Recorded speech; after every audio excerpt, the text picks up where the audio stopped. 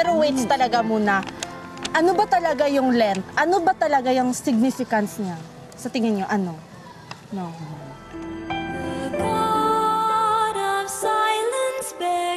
Father, sa Kwaresma. Father, kailan magsisimula ang Kwaresma? Father, kailan sa di na siya mahumaan ang Kwaresma? Father, bakit 40 days? And Kwaresma, we realize from the word itself is from, I think this is Latin, quadragesima, which means 40 araw or 40 days. And 40 days therefore from Ash Wednesday is until Palm Sunday, because after that follows Holy Week. So primarily that's the season, 40 days of season in preparation for the Paschal Triduum. And Ash Wednesday, we mark the beginning of Lent by putting ashes on our foreheads. And Ash Wednesday there, halos tanan kita, tanan gid kita, gihangyo simbahan mo adto sa simbahan. There is a celebration in all our parishes and even in chapels. May imposition of ashes. These 40 days, maragi parallel siya sa days of preparation po ni Jesus when he was about to start his public ministry. He went into fasting according to the Gospels. And he was tempted for 40 days. If today you hear God's voice. During these days of fasting, the more we realize that daghan di ay mga babag nga pwedeng makaguba o makapildi, makashaken sa atong pagtuo. And those are especially we call temptations. And temptations can be in many forms. Food, primarily, gluttony, no?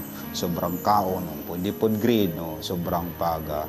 And that's also a sin of having more wealth than you can give that to the poor. No? That's why these 40 days as well, we journey with Jesus to prepare for public ministry, to preach the kingdom.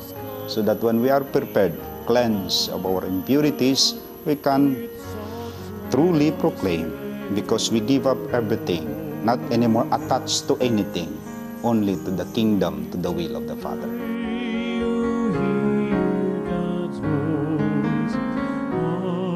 Father, unsa ang angay buhaton sa panahon sa Kwaresma? Yeah, there is no other way but be with the church. I mean, there are so many activities in the church that if you only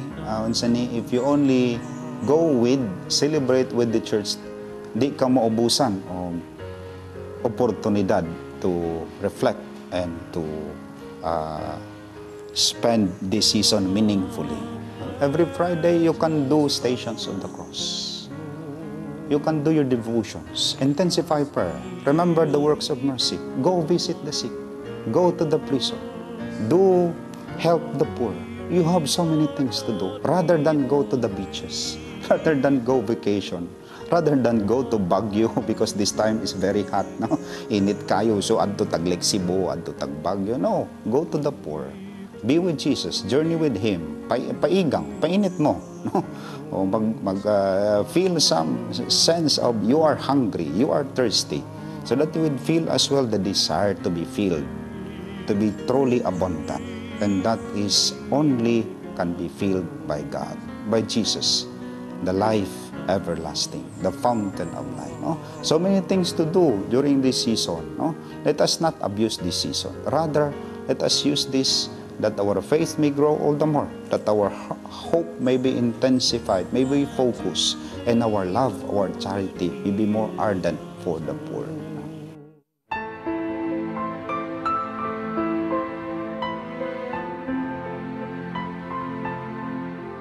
Palm Sunday, that marks the beginning of Holy Week. We will bring our branches, palaspas dito sa simbahan. And in the morning, we'll do procession dito and we reenact the entrance of Jesus to Jerusalem. But we start our activity Holy Tuesday. Chrism Mass sa atong diocese. It is to be led by our bishop and all priests who are here in the diocese, diocesan and religious, are obliged to be there to concelebrate with our bishop and to renew their vows. Holy Wednesday, we have the celebration of Tiniblas, no? And when we come to Holy Thursday, now we begin what we call as the Paschal Triduum. No? This is, the Paschal Triduum refers to the passion, death, and resurrection of Jesus. Friday, of course, there are various ways of celebrating that day. Usually, some churches in our diocese do the procession in the morning, but others do the procession after the 7 last words. No? So usually, it begins with the 7 last words at 12 o'clock, noon time of Friday, and it would end with the liturgy of the word. And the communion, it has no mass because it is the day the Lord dies.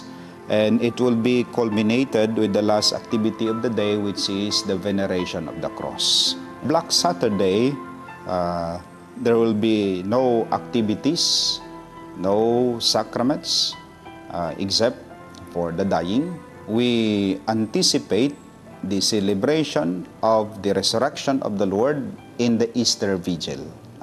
So morning culmination sa Paschal Triduum, the resurrection of the Lord on Sunday, which we anticipate and celebrate Easter Vigil.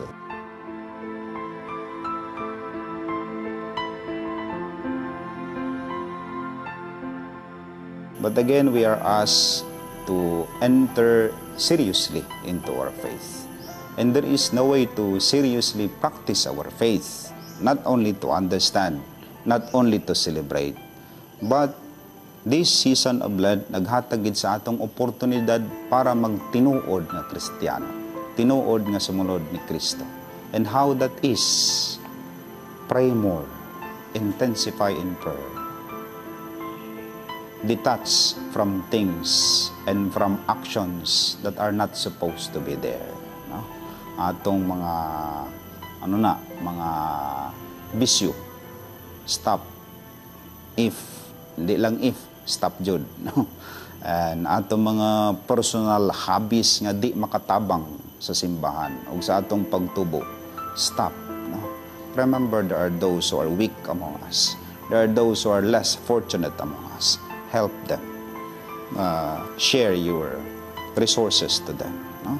And by doing this, we are following the footsteps of Christ. And we hope, no? Remember, this is not easy. We will suffer if we do that. Yet we pray. As we suffer, yes, we will die. But we will rise again like Jesus. Para sa akin po, ang Lent ay ang pagiging isa sa pagkamatay at pagkabuhay ni Jesucristo. Para sa akin, ang Lent ay ang panahon kung saan nakikisa tayo sa Paschal Mystery ni Jesus.